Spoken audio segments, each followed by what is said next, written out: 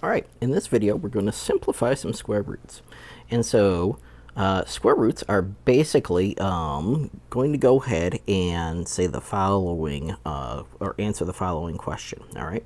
So say, for example, I had the square root of 9. So I have to ask myself the following question here. Okay, so it's basically what number multiplied by itself is going to go ahead and give me that 9. And so if we break that down, we can see that 3 times 3 is going to go ahead and give us 9. So the answer, or the solution to this, would be 3.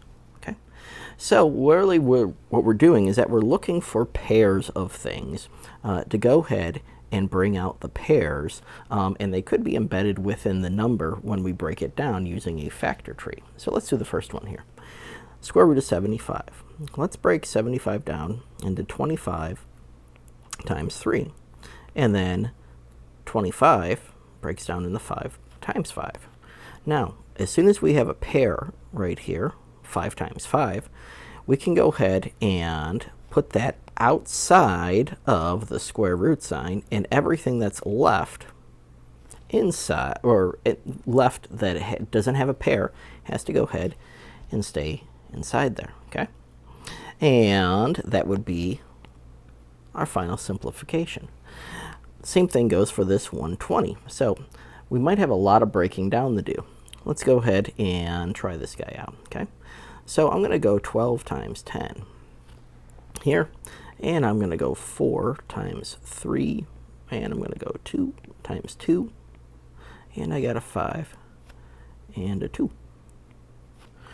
Okay, so in this case, we're basically looking at, all right, well, I have one pair right here that I could bring out, the 2 times 2. So I'm going to put that 2 off to the side here, and then a square root sign of all the stuff that is going to be left because it doesn't have a pair.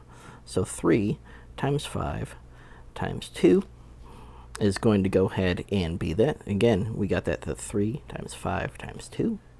And that is going to give us 2 square root of 30.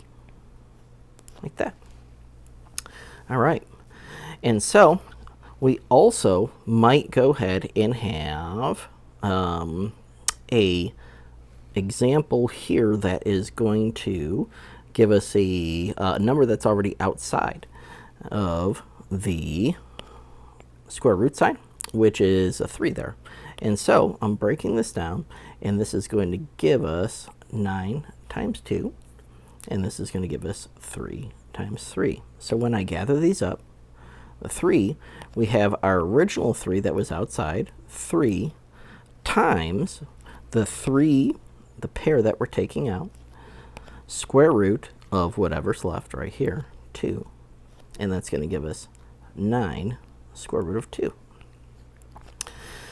And then sometimes we can't do anything about this, about breaking down a square root, because we don't get any pairs. That's a 7 times 3.